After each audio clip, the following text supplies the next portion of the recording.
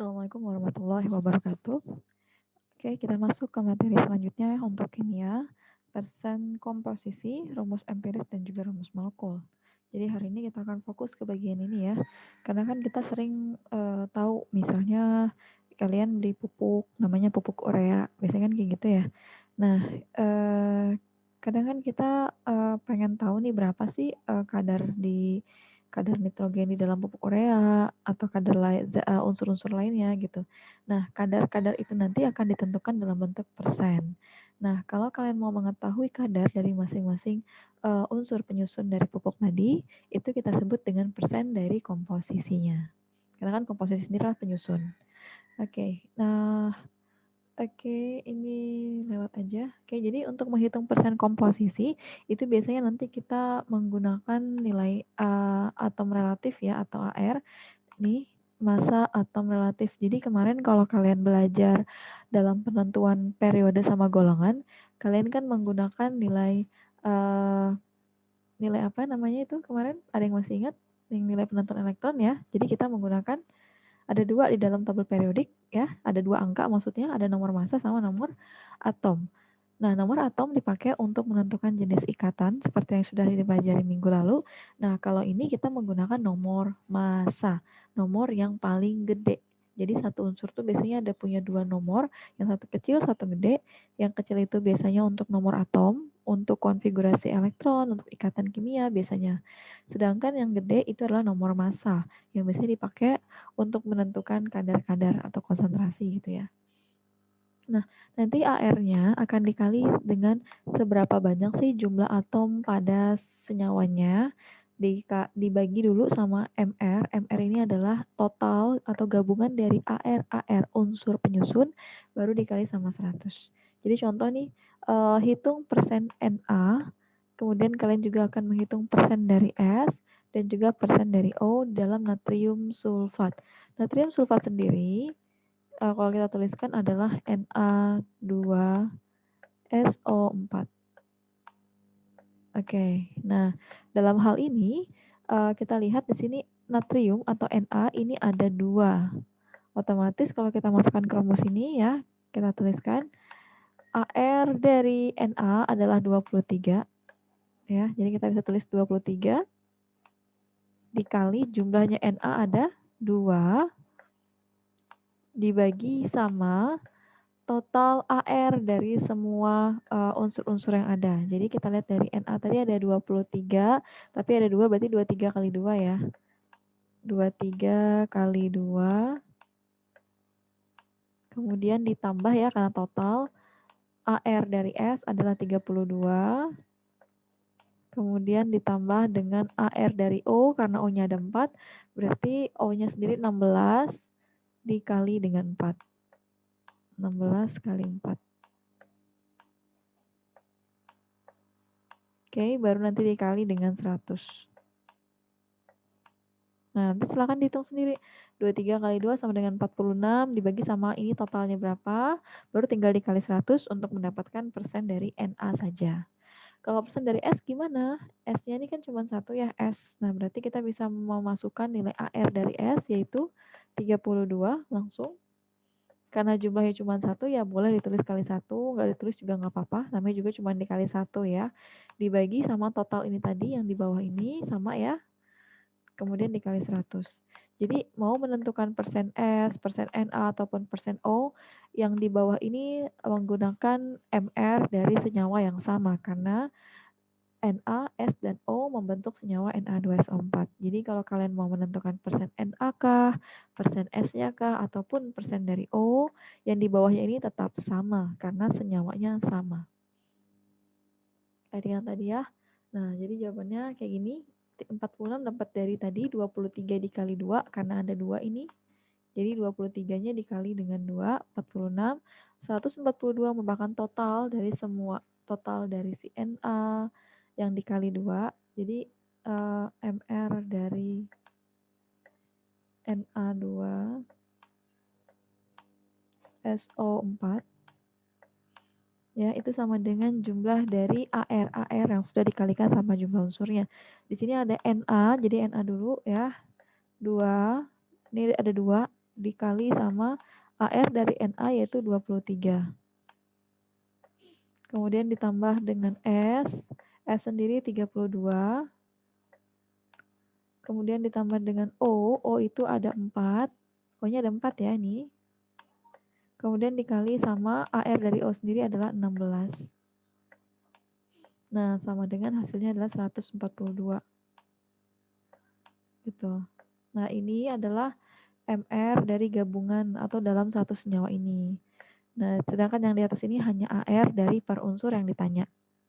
Yang kedua, kalau misalnya mencari persen S sama, karena persen S sama dengan AR dari S, ya, dibagi sama total keseluruhan tadi sama 142, ini makanya nggak berubah.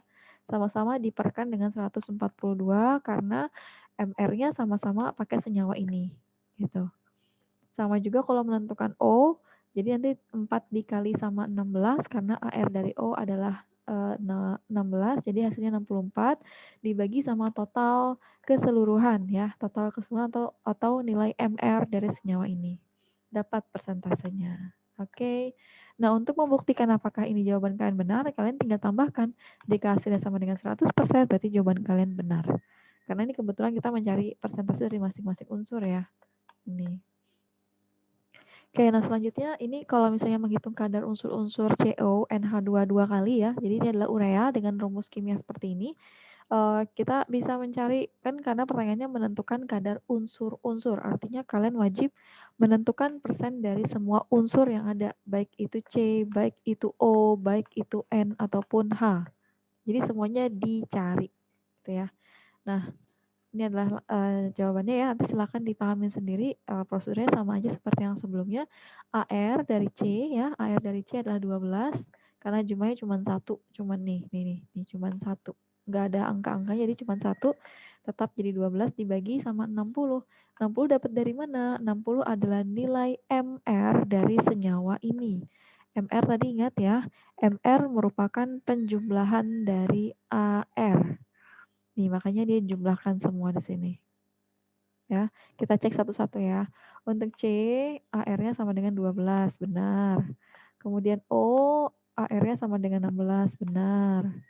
Nah, N, AR-nya sama dengan 14 ya. 14, tapi karena ini ada 2, 2-nya dari mana? Ini loh, 2 kecil di luar. Jadi, kalau 2 kecil di luar ini, 2 ini berarti milik unsur yang ada di dalam. Jadi, ini punyanya si N, dan dia juga punyanya H2. Jadi kayak kali ke dalam kurung. Jadinya N-nya jadi 2. Kalau kita jabarkan ya, N-nya jadi 2, hanya menjadi 4. Gitu. Jadi kalau dalam matematika kan biasanya kita 2-nya di depan, baru kita buka kurung 2 dikurang X. Misalnya kayak gitu ya. Hasilnya kan 2-nya dikali kedua hasilnya 4. Dikurang sama 2 dikali min X yaitu min 2X. Biasanya kayak gitu ya dalam matematika. Tapi kalau dalam kimia, ini ada juga yang seperti ini bentuknya. Jadi 2-nya di belakang tapi tetap dikalikan ke dalam. Gitu ya. Oke, 28 sudah ketemu ya dari mana. Selanjutnya kita lihat ada hidrogennya tadi sudah kita hitung adalah berjumlah 4. Berarti 4 dikali dengan 1 AR-nya. Jawabannya adalah 4. Totalnya menjadi 60. Oke, ini ya.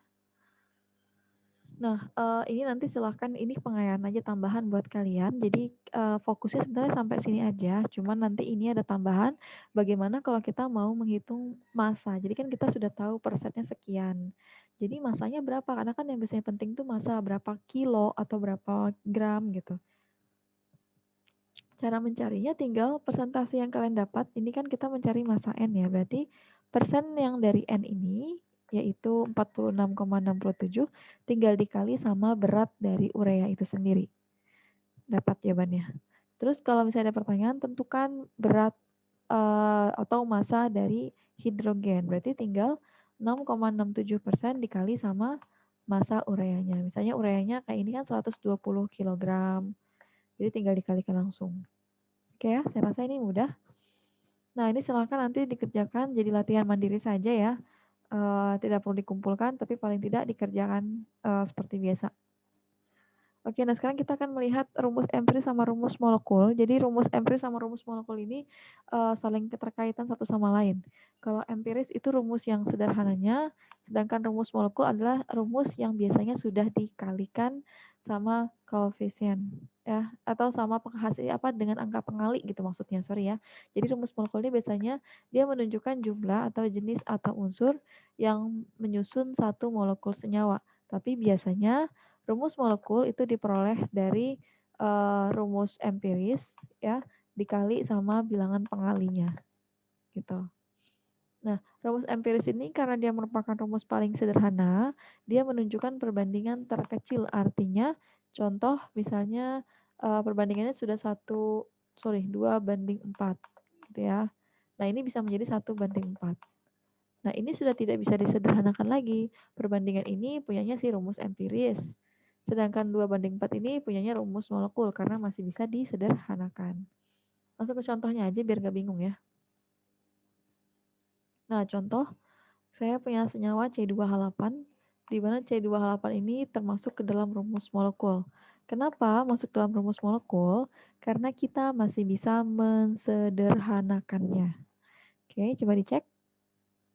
Oke, angkanya ada di C-nya ada 2, di H-nya ada 8. Kalau kita sederhanakan, sama-sama bisa dibagi 2, sehingga C-nya menjadi 1, hidrogennya menjadi 4.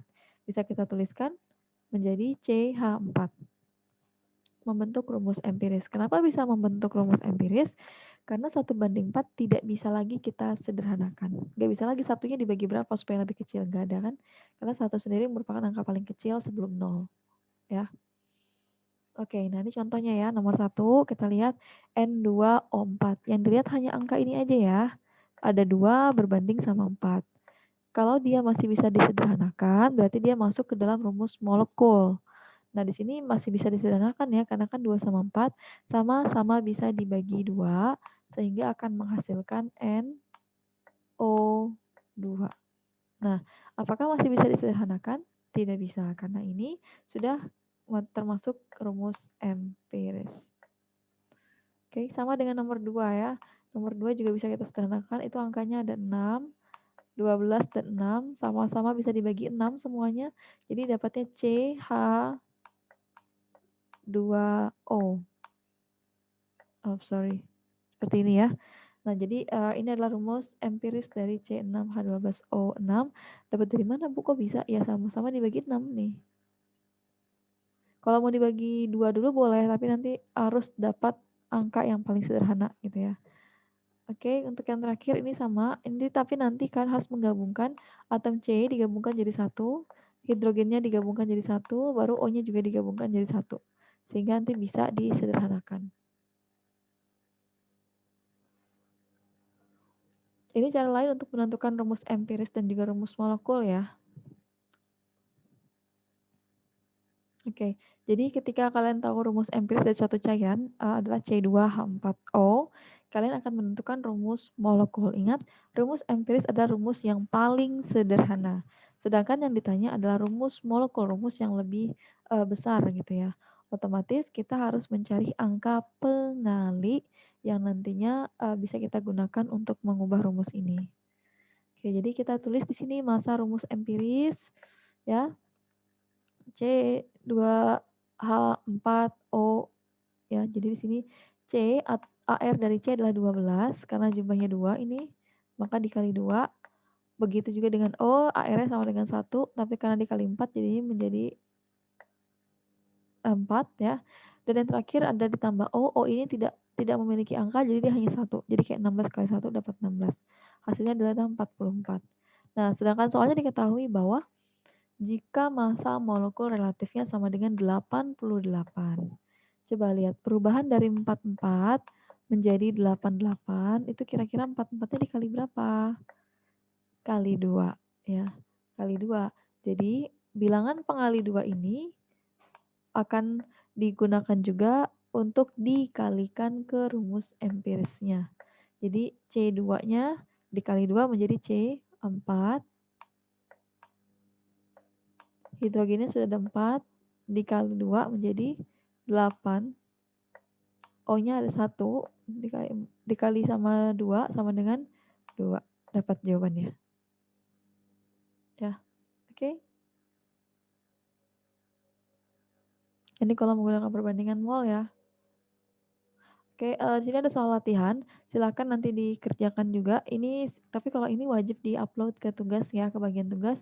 Silakan pilih 2 aja, 2 dari soal yang ada, kemudian dikerjakan dan di-upload ke Google Classroom ya. Oke, sekian dari saya, kurang lebih saya mohon maaf. Saya tutup. Assalamualaikum warahmatullahi wabarakatuh. Untuk banget.